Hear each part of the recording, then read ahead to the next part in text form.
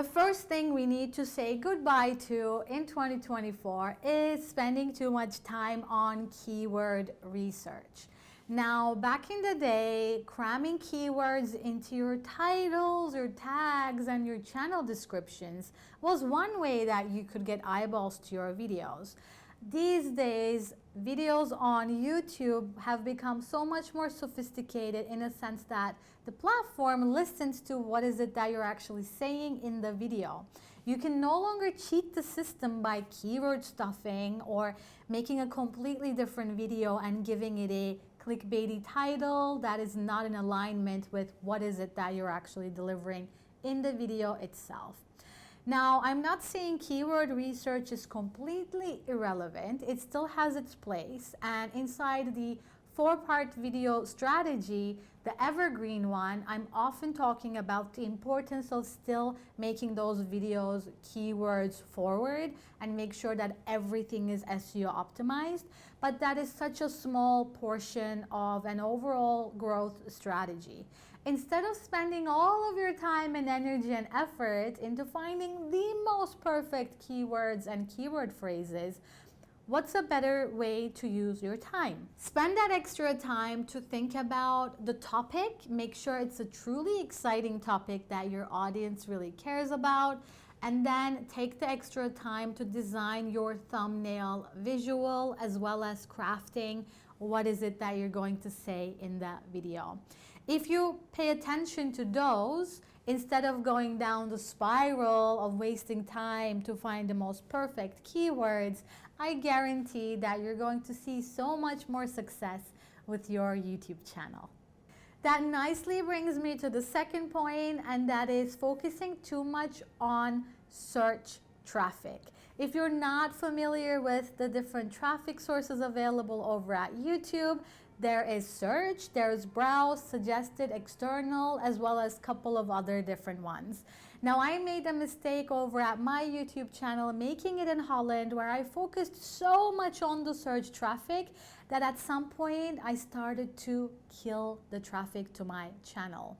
Now, I'm going to show you an example over here, and you will see over at that graph, the videos that perform better usually get their traffic from browse or suggested. So while search has its place in your strategy, I wouldn't go down the rabbit hole of needing to optimize everything for search, but focus on browse and suggested more. The next outdated tip is focusing too much on the CTR. If you're not familiar, CTR stands for click-through rate. And you might have heard people say that if you want your video to perform well, you want to make sure that you have a very high click-through rate, because that is a signal that people are actually clicking your videos, which usually means that there is something done right with your title and your thumbnail, and most of the case it's a combination of the two. That's not a metric that you should dwell on, because you don't know how long someone's actually watching the video after they click on it. I have some videos over at my channel where I don't have such a big click-through rate, but the average view duration is well above average. And then I have some videos that have gone a little bit more viral, and you will notice that people are not watching that video as much. So just because a video doesn't have such a high click-through rate right out of the gate, that doesn't mean it's a wasted effort. It doesn't mean it's a video that's underperforming. On top of that, you never know when a video is going to pick up in the future. So you might notice when you upload a video in the first few days, the click-through rate is low. People don't seem to be engaging with it as much as you hoped that they would. A couple of weeks or even months down the line, you might notice that that video actually picked up a lot of momentum, and it's bringing more subscribers to your channel. It's bringing you more leads than you ever would have imagined. So let's replace the focus on click-through rates with focusing on making sure that when someone indeed clicks the video, they are watching the video all the way until the end.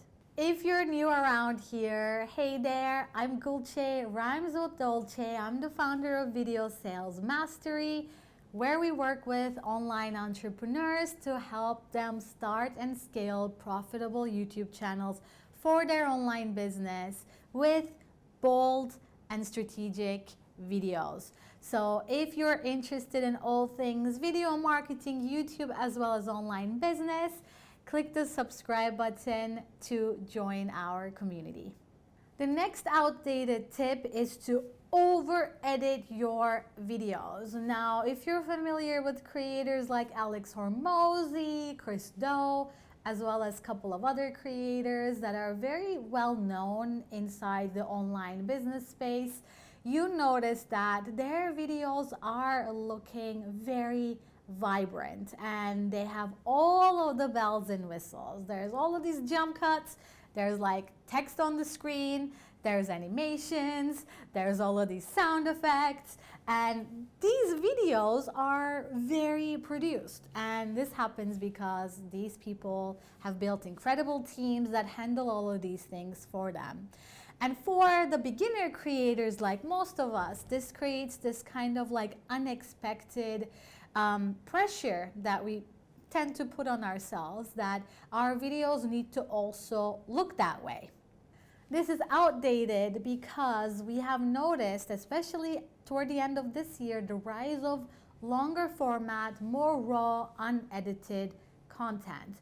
So people really want to connect with you on a deeper level, and they don't necessarily click a video of yours to watch it for all the like editing bravado that's happening around, but they're clicking to watch and listen to what you have to say. So in a way, this is an outdated tip that hopefully gives you like a relief, because moving into the new year, you don't need to create videos that are overly edited. You can simply show up as yourself in front of a camera, talk about the topic that you're passionate about, as long as you have a clear structure of what is it that you're going to deliver in the video. What you say in the video is going to be way more important than how the video actually looks and all of the bells and whistles that happen in the post-production. At the end of a YouTube video, you can add what is known as an end screen, and on this end screen, I believe you can add up to 3 videos as well as a button so people can click and subscribe to your channel. And this is something that I did with my earlier videos over at Making It in Holland. On the end screen, because I was indecisive what to include, at the end, I would just end up picking like all sorts of different videos and put them all on the end screen. And this is a very, very big mistake that I hope you will not be making in the new year, because you probably guessed that if you have too many options, people won't end up picking any of them. And this is not a very ideal thing for your YouTube channel, because the moment someone clicks to watch a video and they come to the end of that video, it's in your best interest and it's in YouTube's best interest that the audience member clicks to watch another video to continue their session. And that way you're actually attracting more eyeballs over to your channel, because that sends a signal to the algorithm that says, wow, this creator is not only capturing attention, but they're keeping attention for the long term. Because I didn't know what that next step would be, I would just include all of these videos. So for you, when you are coming to the end of your video, make sure that you have a very concise pitch to direct people to the next video to watch, because that way you're only giving them one option, and then with that one option, you're going to notice that your end screen click-through rates are increasing, and that is overall going to be helping your YouTube channel growth. I feel like I referred to him already in this video, and if you're not familiar with his content, you can go ahead and check some of his earlier videos. But Alex Hormozi really took the world of online entrepreneurship and content creation by storm, and recently he really has really high quality production and he has a whole team. But if you look back at some of his earlier videos, you will notice that he's basically sitting in a very small room, and he's recording himself through a webcam, and all he is doing is teaching. So it's not so much about the production quality of the video, but it's about the content. And that brings me to the next point that I want to share with you today, and that is you don't need fancy equipment to dominate YouTube. If you have a phone that you have purchased in the last few years, you have all the gear and more that you need inside your pocket. That is all you need to get started with content creation, and the fact that you need a fancy equipment setup is a big myth when it comes to actually seeing success over at YouTube. And if this is a belief that you have, I want you to leave it in the past year. And in the new year, I want you to just show up with the gear that you have inside your pocket. And the last one that I want to share with you today, that is such an outdated tip, and that is to create videos that are exactly 8 minutes long. Now, if your videos are 8 minutes long, YouTube will allow you to insert mid-roll ads in between the video. And this is one of the main reasons I'm noticing people aiming to create videos that are at least 8 minutes long. However, I found that the longer the video, the better it is typically for your watch time. So that is an outdated myth that I don't want you to keep doing in the new year. If you want to make a video, make sure that it is longer than 8 minutes and it's full of substance, and you share something valuable to your audience. Now, that doesn't mean though to fill a longer amount of time to create a bunch of fluff. If the video needs to be 8 minutes because that's maximum that you need to be able to convey what is it that you want to say, that's great. But I'm saying if you do want to elaborate on certain things more, you actually have the time to be able to make that happen, and don't let that number 8 be a number that really holds you back. I don't want you to feel like, oh, I need the video to be 8 minutes, but I also don't want you to hold yourself back if you want to elaborate more on the topic that you're talking about. Now, with that said, on your screen over here, you have a really great video that is talking you through some of the mindset things that you need to know when it comes to starting and growing a lead generating YouTube channel for your online business. Click that video and I will see you over there.